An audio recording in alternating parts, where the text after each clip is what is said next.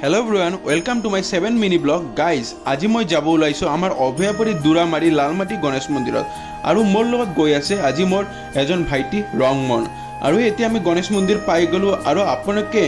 জানেই যে আজি আমাৰ ৰথ যাত্ৰা সেইভাবে আজি মই গণেশ মন্দিৰত আহি গলো আৰু গণেশ মন্দিৰতে প্ৰতি বছৰ আমাৰ ৰথ টানা আৰু এই মন্দিৰখন আমাৰ প্ৰাচীন কালৰ জাগ্ৰত মন্দিৰ হয়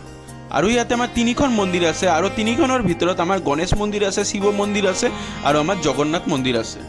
আৰু আজি ইমানে বেছি মানুহ হৈছে যে মই আপোনালোকক কেনেকুৱা কৰি আৰু বুজাম তো আপোনালোকে নিজে আহিলে গম পালে হয় আৰু এতিয়া অলপ পিছত আমাৰ ৰথ টানাই হ'ব তো সেইভাবে সকলো প্ৰস্তুতি চলি আছে আৰু সকলো মানুহ কিমান ধুনীয়াকৈ দেখা পাইছে না কীৰ্তন কৰি আছে আৰু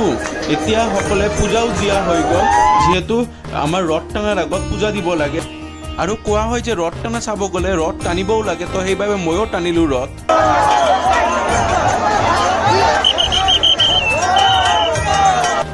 আৰু সকলো হৈ যোৱাৰ লগে লগে আমি ঘৰলৈ উভতি আহিলোঁ তো আপোনালোকে কেতিয়াবা আহিছে নেকি গণেশ মন্দিৰত আপোনালোকে কমেণ্ট কৰি জনাব আৰু আপোনালোকে যদি এনেকুৱা ধুনীয়া ধুনীয়া যদি নতুন নতুন যদি মিনি ব্লগ যদি চাব খোজে তেনেহ'লে মোৰ চেনেলটো ছাবস্ক্ৰাইব কৰি দিব থেংক ইউ